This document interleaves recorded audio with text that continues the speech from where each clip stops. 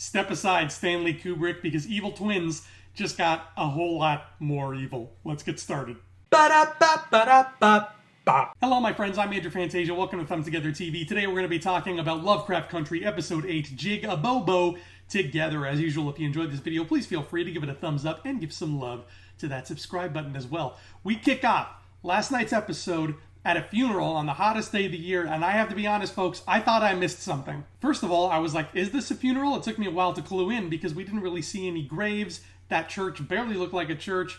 Everybody was just hot. Then finally we get to the end of the scene and we realize that Bobo, the deceased person, he was a friend of Diana's. And this whole episode, well, for the most part, revolves around Diana. And she's like, oh, my friend Bobo's dead. I can smell him because it's so hot outside. This big funeral, big tragedy in the neighborhood. Everybody's upset. And I was like, yeah, did I miss something? Where's this corpse coming? What's going on? Who passed away? And then it took me a while to clue in that, you know, this was not supposed to be somebody we were familiar with. Again, I have to keep reminding myself that they are going the Lovecraft short story route here, where you just get dropped into a new episode and stuff is gonna have existed that you're not supposed to have known about. It's a compilation of short stories, and I still have trouble getting that through my head because I guess of just how used to serialized storytelling I have become on television. But yeah, Diana is the focus for the majority of this episode, and she runs afoul of the evil sheriff, whose name I can't remember, and honestly, who cares? He's an evil sheriff. And he casts some kind of hex on her that makes these two evil dancing demon twins come after her incessantly.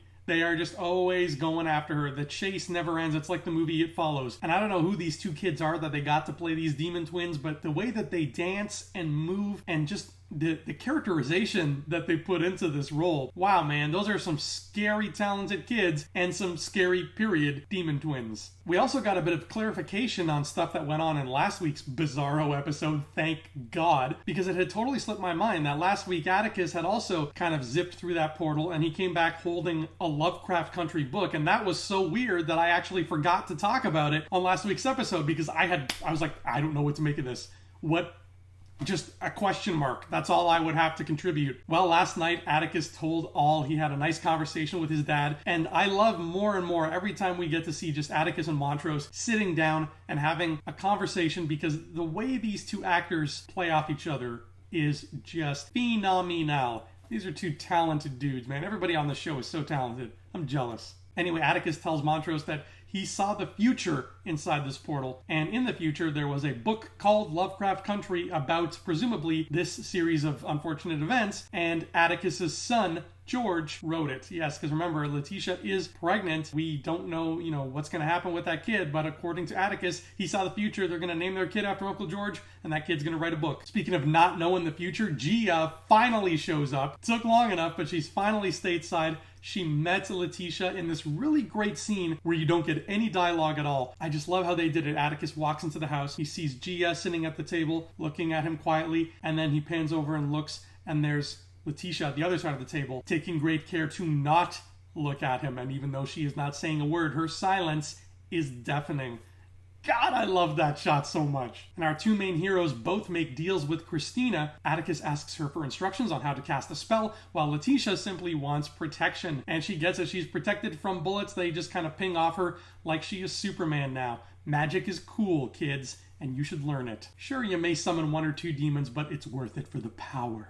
Then there's the absolutely wonderful, heartbreaking monologue given by Ruby to Christina about how Ruby feels being a black woman who is living in this weird little secret life of privilege with this wizard lady, while the rest of the south side of Chicago is kind of falling apart around her, and she feels sort of isolated from her community. And the speech she gives, God, that got me choked up. And it looks like it affected Christina too, because from what I gather, they didn't really spell this out, but Christina paid these two dudes to treat her the way that little boy, Bobo, was treated, so she can, I guess, empathize with Ruby better, I think. If that is in fact what she's doing, baby, that's love.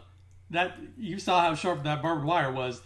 That is love talking. And then, folks, we get two of the best on-screen transformations in a row that I have ever seen on either film or television. When Ruby turns into Hillary in front of the mirror, and then Hillary, during sex, turns back into Ruby, Holy crap, that is one of the coolest things I have ever seen in my life. Actually, two of the coolest things I've ever seen in my life. Somebody needs to give them an award for these two transformations alone. Wow. And all of this climaxed into just one of the most exciting scenes on the entire show. And that would be the showdown right outside the boarding house where the mean old sheriff can't come in because the house is protected with those wards. So he and the cops decide, we're just going to fire blindly into the home and just try to kill everybody we can until Atticus shows up with the Shoggoth. He doesn't knowingly have the Shoggoth. The Shoggoth just kind of springs out of nowhere. We assume it's part of the spell he tried to cast with Montrose because they attempted a spell and it didn't really seem to work. So that's what I'm assuming. That spell did work and it just was meant to summon a Shoggoth if he was ever in danger, which he is, and bada bing, bada boom,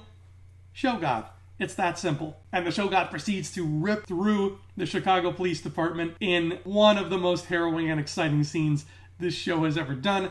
Atticus and Letitia are running around, all kinds of chaos around them. People are getting thrown through the air, impaled on pieces of the cars, and that's where we end our episode. Our heroes have a Shoggoth at their apparent beck and call. The police have all been slaughtered. Christina is doing God knows what, apparently in the name of love, and poor Diana finally got caught by the dancing twin demons of doom, and they scratched the hell out of her arm in one of the most horrifying scenes that I think the show has ever done. Where can we possibly go from here? I don't know. Where did Gia go? I think she's still hanging around. She's going to try to make things right. I think she feels guilty because she does love Atticus and she doesn't want any bad fate to befall him because that's kind of what love means. With only 2 episodes left, my guess is whatever weird stuff is going on with the sheriff and his chest is going to have some light shed on it because frankly, that's messed up. I don't even know if Christina is supposed to be our villain anymore, but if so, we got to get rid of her. And from the sounds of things, her relationship with Ruby is slowly pulling Ruby over to the dark side too. So that could be an issue. I don't know if this show is supposed to go into a season 2. I never really actually looked that up to see, but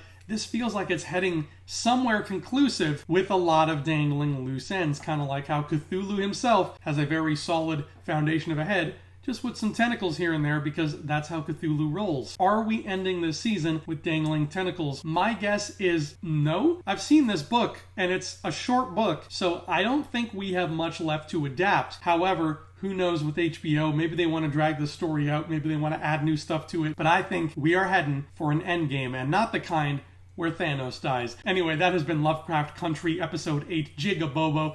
I'm Andrew Fantasia. Thank you so much for tuning in. I will see you here next time, and until then, adios.